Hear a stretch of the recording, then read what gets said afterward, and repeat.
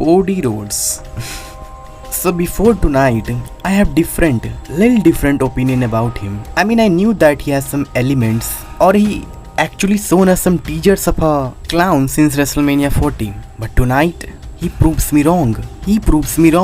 Because today I saw major character development of his character, Cody Rhodes, the clown. I apologize to you, sir. I bow down to you, and to you, sir. You know, you have the dumbest mind in pro wrestling business. I mean, he's completely become a money man now. I mean, what he thinks about this duo, well, it doesn't matter what he thinks, because he's a money man now. I mean, if you don't understand what I'm trying to say, then let me clear you. Let me clear you that what is best, not just for business, Roman or Rock versus Cody, but for Cody Rhodes. Cody Rhodes, the character, which is now just a clown. I called him the dumbest man in pro wrestling history, and you know why. But today, for the first time, he actually trying his very best in Cody's character development, and he also succeeded in it. But then this happened.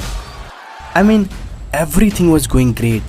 I have no intention of signing that.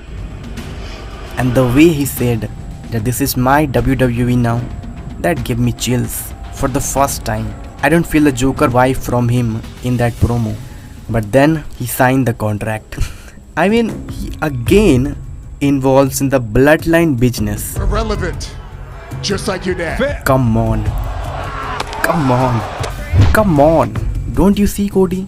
All of this thing that Solo's bloodline doing with you right now was just the same thing. That your so-called mutual friend did to you in the past. I mean, your mutual friend never ever forget his past. But then how did you forget your past?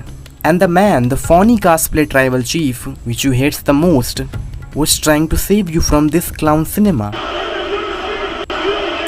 But come back to Triple H. So he fumbled one more time. I mean, this man defeats the Mount Rushmore of WWE. But what Triple H did, they gave us Cody versus Logan, which makes more and more money for him and WWE. But what exactly happened for the Cody Rhodes character?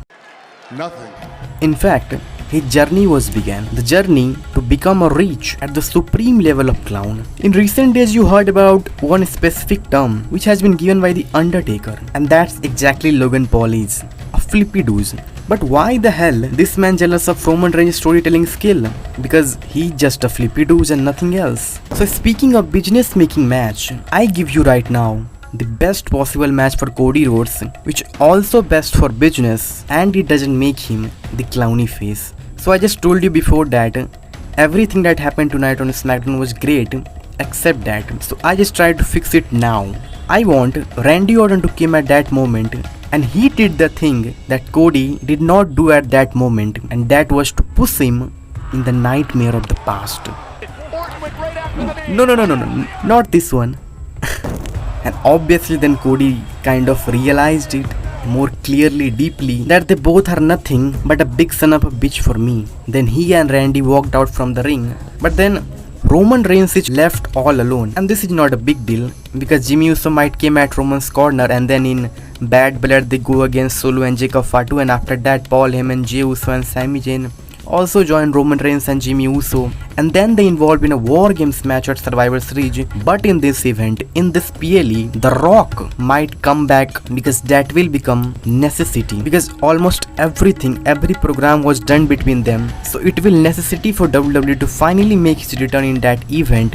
But then there is a question in your mind that why Rock involved in this cinema? Because he has his own cinema with Mama Rhodes' son. So just take a little breath, because in the parallel there is one more thing going on, which Cody Rhodes said. The cinema. The match, the feud, the history that we want to read again or see again with our naked eye is finally happening, and obviously they wrestled 2 or 3 matches at least. But the question is, when Randy Orton became the undisputed champion, because this thing is also a necessity, especially for Randy Orton. So Randy might become the 15-time champion at Survivor Series. But then how this helps Cody Rhodes in his character development, or more accurately, how it saves Cody the character.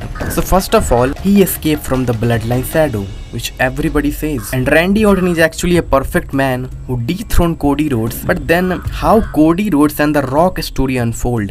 So after the Survivor Series, the final boss might involve in double cinema. And on the first episode of Raw on Netflix, The Rock revealed as the last final boss, and on the other side, Rock vs Cody happening at Royal Rumble, where Roman Reigns might cost The Rock. And finally at WrestleMania, these two are fighting for only one objective, and that objective is to become or reclaim his island. But then again, who will be the opponent of Cody Rhodes at WrestleMania? So he will challenge again for the undisputed championship against Randy Orton and John Cena in a triple threat match.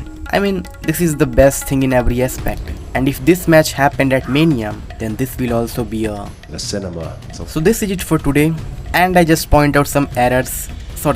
I point out some big broad shit, which I also correct in only 5 minutes.